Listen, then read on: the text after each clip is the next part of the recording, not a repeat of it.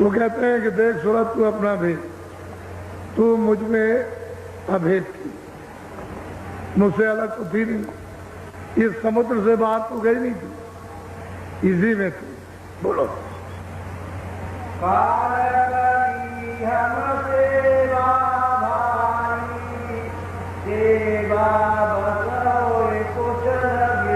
अब वो कल तो बता दिया था कि भाई इस तरह से सतपुरुष को स्थापित किया सतलोक में, और वहां से 2 धाराएं और झंझरी द्वीप में यानी सैदल कमल में आकर के वो बैठ गए।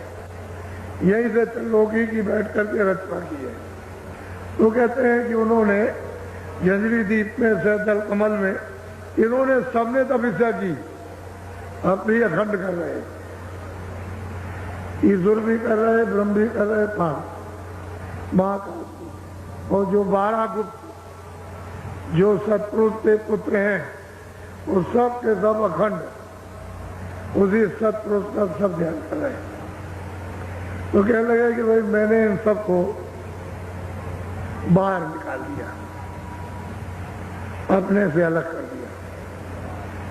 इन्होंने फिर तपस्या की, सेवा की, अखंड ध्यान किया, तो मैं इनकी सेवा से इनके ध्यान किया, हे सूरत मैं प्रसन्न हो गया,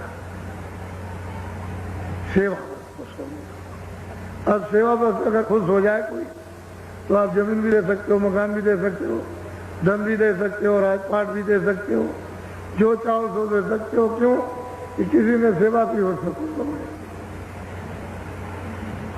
तो सब कुछ दिया जाता। अब इसको कोई क्या रोकेगा। अब उनकी इच्छा थी, उनकी मौत थी, मर्जी थी, उन्होंने अपने से अलग किया, इन्होंने सेवा की।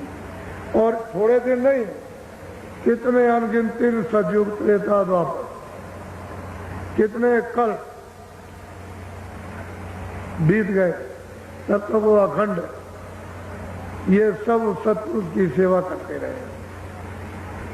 अब वो कहते हैं कि देख लोग में तुम ये पूछ रही है कि मेरा हाल, मेरा समाचार मुझे क्यों सौंप दिया, मुझको क्यों यहाँ भेज दिया, दुख सुख में क्यों बांध दिया। तो उन्होंने कहा कि भाई काल ने मेरी सेवा, उसने बहुत ध्यान किया, मैं उसके ध्यान भजन से, उसकी सेवा से खुश हो गया। तो मैंने कहा कि तुम क्या चाहती हो। तो उसने कहा कि हमको कुछ रात दे दी। कह लगे मैं सेवा के वसीभूत, सेवा से प्रसन्न होकर के, और रचना नहीं बैठ सकती थी, तो यही सुरतों, जब सुरतें दी जाएंगी तभी रचना होगी, वैसे नहीं। तो मैंने सूरत तुमको उसको सेवा के बस होकर के उसने मांगा और मैंने तुमको उसको दे दिया। सतपुरुष ने जो सतलोक में उन्होंने इन सब सुरतों के एक छोटे से भंडार को यानी उसके हवाले कर दिया और सब लोगों को तकसीम कर दिया। जो और लोग हैं सब ने उन्होंने दे दिया, ये लो और आप अपना राज करो। इस तरह से इन्हीं शब्दों से उतार करके भेजा गया। बराबर सुरतें शब्द से उतरते आएंगी और जब वापस जाएंगी तो शब्द से जाएंगी, नाम से जाएंगी, आवाज पे जाएंगी तो आवाज को पकड़ के आई थी और आवाज को पकड़ के जाएंगी। लेकिन यहाँ आवाज हो रही थी, आंख खुली थी, कान खुले थे, तब आप पकड़े हुए थे, देख रहे थे, आते थे, जाते थे, कोई पर्दा नहीं था। लेकिन जब आपको अधिकार कर्मों का कर्म विधान बना करके दे दिया पाप उनका, तो आप करने लगे, तो आपने यहाँ ये सब कूड़ा कचरा पाप जमा कर दिया। उससे गंदगी जमा होने से आंख और कान मटमैले हो गए, नाक मटमैली हो गई, बंद हो गई। अब नाम से तुम्हारा संबंध टूट गया, उससे अलग हो गया। तो जो बल्ब जल रहा तो बुझ गया। अब ये जीवात्मा रूपी बल्ब बुझ गया, अब सब ये हो गया। तो मैंने सेवा के बस को कर, हे सूरत, उस काल को मैंने तुमको दी। बोलो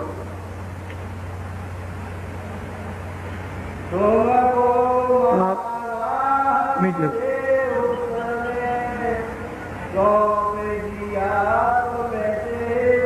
कहते सूरत, ये तो दोनों आंखों के पीछे सब में बैठी है।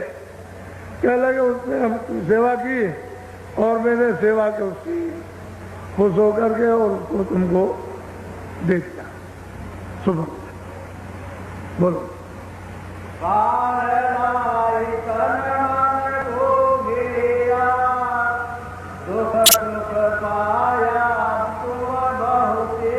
अब महापुरुष कहते हैं कि सूरत, वो मांग करके ले आया, सब मसाला उसको मिल गया, मसाला मिला करके उसने शरीर बनाया और इसने उसको बंद कर दिया। उसने विधान बना करके और हमारे ऊपर गंदगी को जमा करना शुरू कर दिया और यहाँ तन मन में घेर दिया। गंदगी जमा कर दी, बस ये तन और बस ये सूरत यहाँ की यहाँ ही बंद हो गई इसी जड़ में। अब उसने कहा कि तुम जो अच्छा बुरा करोगे या किया है, मैं उसकी दूसरे तन में, दूसरे शरीर में, दूसरे जिस्म में मैं तुमको वहां बंद करके सजा दूंगा। अच्छा तुम सब भोग लोगे, जब सजा पूरी आपको मिल जाएगी जो आपने किया, तो फिर मैं इसको, इस शरीर को फिर दूंगा और फिर इसमें पाप पुण्य करोगे, फिर मैं बंद करूंगा। तो उसने लिया करके यहाँ और तन मन में उसने ये कर्मों का विधान बनाकर अधिकार देकर चारों तरफ से हमको गंदगी जमा करके घेर दिया। अब हमको जाने का रास्ता नहीं मालूम कि हम किधर से आए। सही बात है, किसी को पता नहीं, पढ़ने लिखने वाले को बेचारे को क्या मालूम होगा, उसे क्या। बहुत प्यार से सभी सुरतों को, सभी जीवात्माओं को वो समझा रहे। बोलो तो काल तो आपका है नहीं, ईश्वर आपका नहीं, खुदा आपका है, जिसको गाड कहते हैं वो आपका है।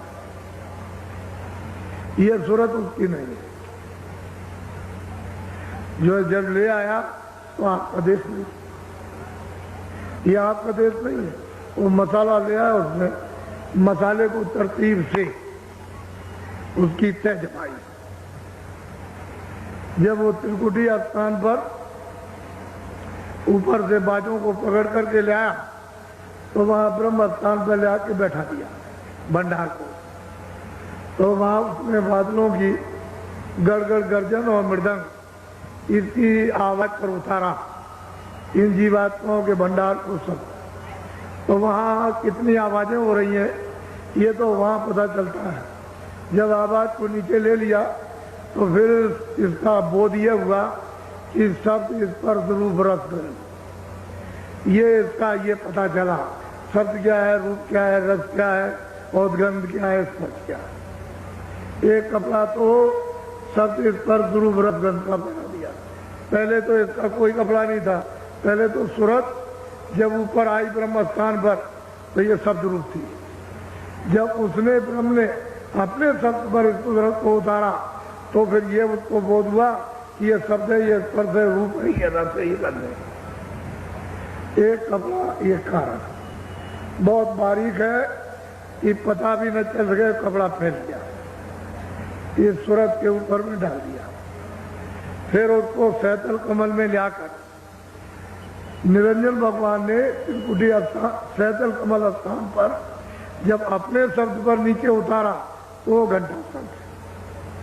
यहाँ जैसे उन्होंने नीचे उतारा वैसे उन्होंने 9 तत्वों के कपड़े को पहना दिया। शब्द स्पर्श रूप रस गंध 5 तो ये हो गए और यही से मन बुद्धि चित्त और अहंकार ये इसी के साथ में लगा दिया। यहाँ से लगा मन बुद्धि और चित्त और अहंकार सैतल कमल। यहाँ से सैतल कमल जहाँ निरंजन भगवान खुदा जहाँ गार्ड बैठे हुए हैं वो मतलब है कि यहाँ से लगाया तो 9 तत्वों का कपड़ा हो गया। वो 5 तो हुआ, पहले तो कुछ नहीं था, फिर 5 पैर लिए, फिर उसके बाद में 9, फिर नीचे और उतारा तो अपने सबको छोड़ करके ब्रह्मा विष्णु महादेव के सब पर उतार दिया। तो वो 17 तत्वों का 10 इंद्रियां, चतुर्संताकरण, मन बुद्धि चित्त और 10 इंद्रियां और 3 गुण, रजोगुण तमोगुण सतोगुण, ये 17 तत्वों का कमरा। अब आप ये देखिए, एक के अंदर एक, एक के अंदर एक, एक के अंदर एक। जब यहाँ मृतलोक में उतार करके ले आए यहाँ, तो उन्होंने 5 तत्वों का बताया, जल पृथ्वी अग्नि वायु आकाश, ये 5 तत्वों का है। इसके अंदर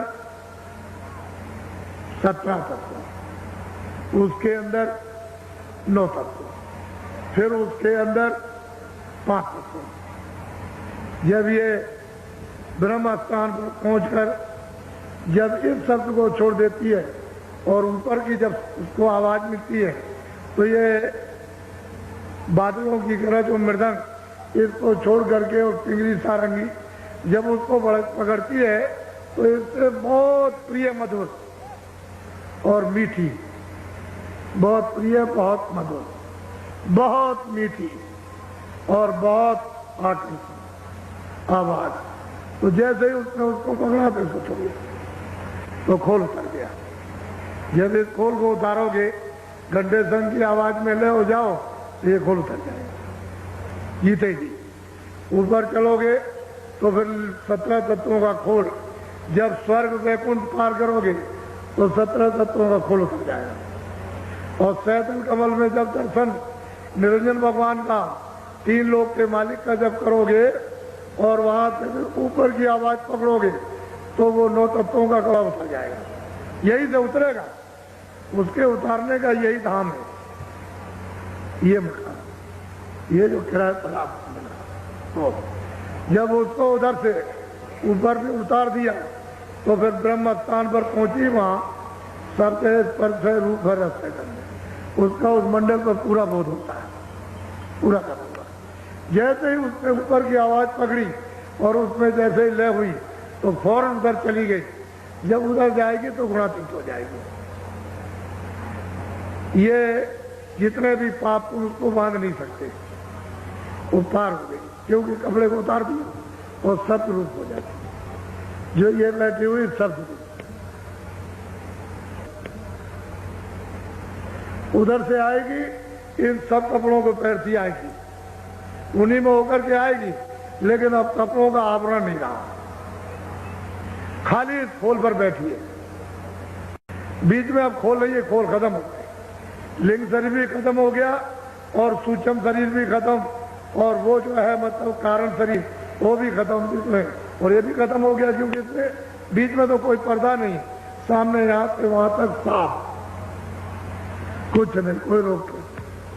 इसलिए गोस्वामी जी महाराज ने रामायण में कहा है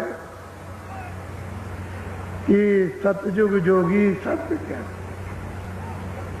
जब जीवात्मा के गर्भ में 5वें महीने में की गई इस खोल पर, तो उस समय पर नाक खुली थी, कान खुले थे, नाक खुली थी गर्भ में, ये सब बातें सुनती थी।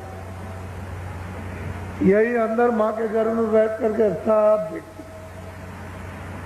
पूरा का पूरा पर्दा सब का सब खुला हुआ था, अंदर से कोई पर्दा किसी भी मंडप पर बंद नहीं। जैसे ही 9 महीने का बच्चा शरीर लेकर के माँ के पेट से बाहर आया था, जोगी विज्ञानी कर अर्धम सब हरि ज्ञान सब पार जाते थे। उस समय तो कोई पाप था नहीं, वेद कतरेव शास्त्र थे, अच्छा बुरा सत्य सत्य न्याय अन्याय। ये तो बहुत समय के बाद, कितने युग बीतने के बाद, और कितनी जीवात्माएं पहुंच गई वापिस। जिनको लेकर के आए थे वो बहुत चली गई वापिस, तब तक कोई बंधन नहीं था।